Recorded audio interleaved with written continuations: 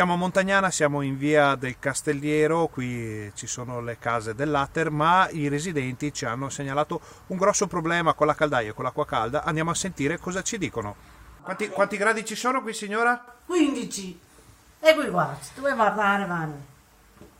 Il problema è che la caldaia funziona e fa rumore, funziona, però non scalda abbastanza per far andare il termoconvettore in casa. E questa è la caldaia. Si sente che effettivamente funziona, ma secondo i tecnici che sono venuti non produce acqua abbastanza calda per scaldare gli appartamenti. Quante volte sono venuti i tecnici?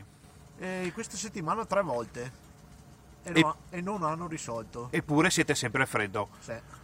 I residenti di questo complesso dell'Ater, che sorge a poche centinaia di metri dalle mura medievali, stanno battendo i denti in questi giorni di grande freddo, con temperature che scendono fino a 15 gradi nelle loro abitazioni. Il problema è dovuto alla caldaia centralizzata, che non produrrebbe abbastanza calore per riscaldare gli alloggi. Fra gli abitanti ci sono anche 2 disabili e parecchi anziani. Lei è una persona anziana in casa? Sì, da 92 anni. E quanti gradi avete? Adesso avrò 18 gradi, ma fa freddo in casa.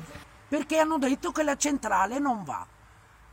Addirittura? E non Sì, c'è modo di l'hanno aggiustarla? spenta, no. 8 giorni che viene aggiustarla. 8 giorni che vengono a aggiustarla, però non riescono a concludere. Quanti gradi ci sono da lei? Adesso non lo so, ieri sera che gli era 18, perché forse Migo è a casa sempre un poco più caldina. Tutti quanti gli inquilini di questo complesso hanno problemi di acqua, sia sanitaria che l'altra. Quanti gradi avevate questa mattina? In bagno c'erano 17 gradi.